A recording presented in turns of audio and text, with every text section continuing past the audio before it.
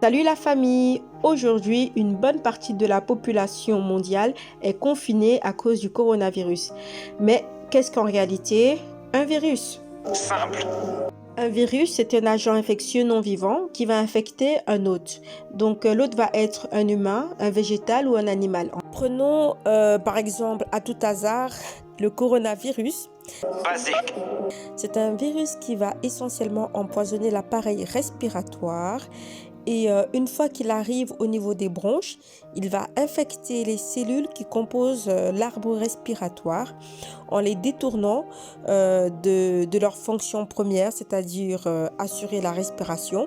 En fait, il n'existe pas de médicaments pour tuer les virus puisque le virus n'est pas vivant. Simple. On va simplement, en cas d'infection, limiter l'aggravation des symptômes liés à l'infection du virus. Le système immunitaire, c'est un ensemble de cellules et de mécanismes mis en place par l'organisme afin d'empêcher la pénétration d'agents pathogènes ainsi que la propagation d'agents pathogènes dans le corps. Les cellules du système immunitaire, en fait, tirent leurs origines dans l'hématopoïèse. En fait, c'est la création du sang. Au niveau de la moelle osseuse, dans les os longs, tels que le tibia ou le fémur. Les cellules du système immunitaire, c'est principalement en fait des cellules sanguines qui, au fil de leur maturation, vont se spécialiser dans les défenses immunitaires. Basique. Il existe deux axes de réaction au niveau de l'immunité. Il y a l'immunité innée et l'immunité spécifique. Simple.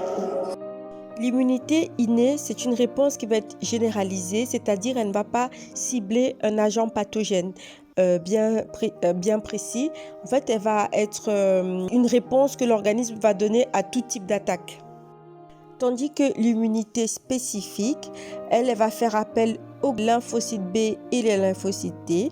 C'est une réponse qui va être plus lente à se mettre en place. Elle va prendre des heures, voire quelques jours. Mais elle va être plus puissante et plus organisée. Et donc, elle va en fait cibler l'agent pathogène en question. Elle va fabriquer une arme, un anticorps qui va en fait être spécifique à cet agent pathogène et va être capable de l'éliminer à coup sûr. Parallèlement à ça, l'organisme va garder en fait en stock, en mémoire, les armes utilisées pour détruire ce virus. En fait, il va garder des anticorps en circulation dans le sang pour que si le même agent pathogène attaque à nouveau l'organisme, qu'il puisse réagir de manière plus rapide, ce qu'on va appeler en fait l'immunité acquise. Basique. Pour que les deux mécanismes de défense se mettent en place de manière optimale, il faut avoir un système immunitaire en bonne santé. Et comment avoir un système immunitaire costaud et toujours prêt à nous défendre? Eh bien, il faut une alimentation saine et variée. Simple. Voici une liste non exhaustive d'aliments qui vont permettre en fait de booster le système immunitaire. L'ail, le gingembre, le curcuma, qui contiennent en fait des agents anti-infectieux et qui sont aussi des puissants antioxydants.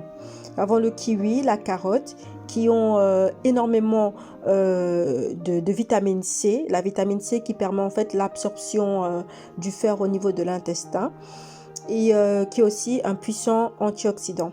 Nous avons aussi le céleri qui contient beaucoup de sodium et de potassium. Et nous avons le cacao noir en fait qui va être gorgé de fer. Nous avons aussi le poivron qui est aussi gorgé de vitamine C. Le thé vert qui est aussi un antioxydant ainsi que le brocoli. Et la liste est non exhaustive. Pour terminer la vidéo, je tiens à rappeler que toute pathologie virale, on ne peut pas la soigner, on peut simplement en fait limiter la propagation des symptômes et on va simplement en fait jouer au niveau du préventif, c'est-à-dire avoir une alimentation saine et variée qui va pouvoir booster le système immunitaire qui est le seul en fait à pouvoir combattre le virus. Basique.